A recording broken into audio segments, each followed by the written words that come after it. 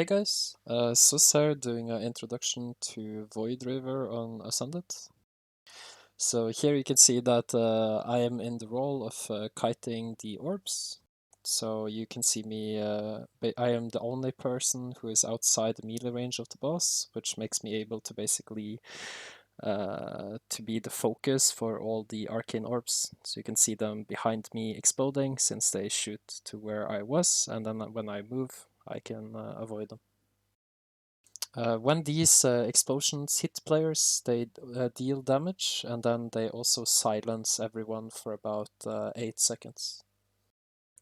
This silence is not just for magic, but it's also for physical. During the pounding, these crystals does not happen, so here I can go in and help out with healing before I run out before the pounding ends.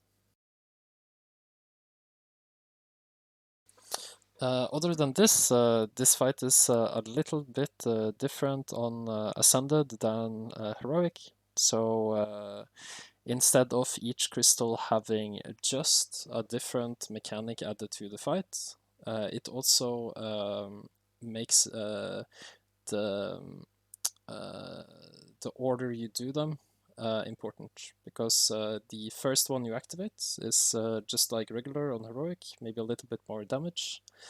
But the second orb you click will be twice as much.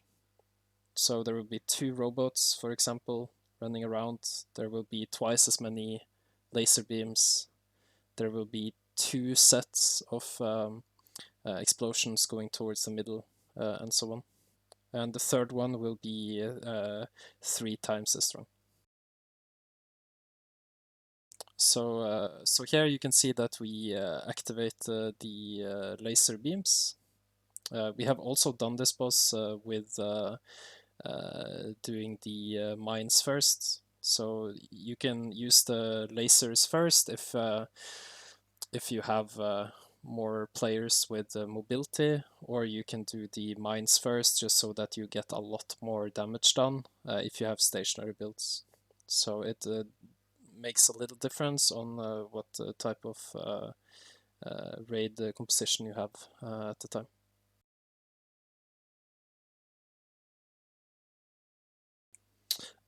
Other than this, the boss has a knockback. So in this fight, we have 1 tank. So he has improved disengage. So he can basically disengage back every time he get knocked back. We're using a bear tank. So this bear tank is basically tanking the boss with 100% armor reduction for 10 seconds. So like 50% of the time, the tank will have 100% less armor. But bear tanks have a lot of HP, so we're able to deal with it. On top of this, you can also see that some of our DPS is far ahead of the others. This is a mechanic the boss has. It basically gives a random target more threat than the tank. So you want to watch out for this and fade, maybe run away, and then have the tank taunt the boss when fade runs out.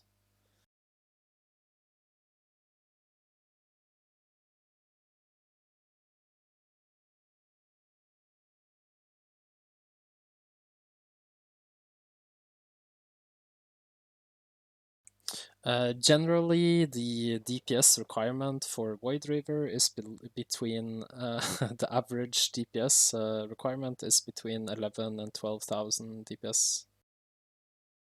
So we came prepared for this fight because we already theory crafted, we talked a lot about builds and so on, and everyone were prepared when we got to this fight. So we didn't really have too much work to do when we got to this stage.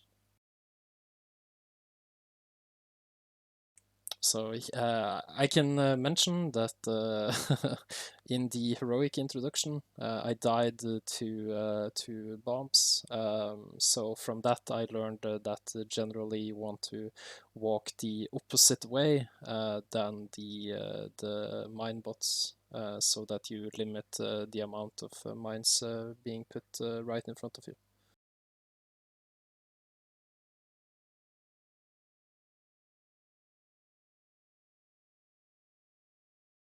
I would recommend to generally avoid the middle crystal, the one that is behind the boss at the start, because the arcane explosions can be a little bit difficult to handle, requires a lot of movement, and generally a loss of DPS. So here you can see we killed it within 30 seconds. So it was very tight, and you can see our DPS at the DPS meter as well. So yeah, guys, this is the fight. Good luck with the encounter in the future.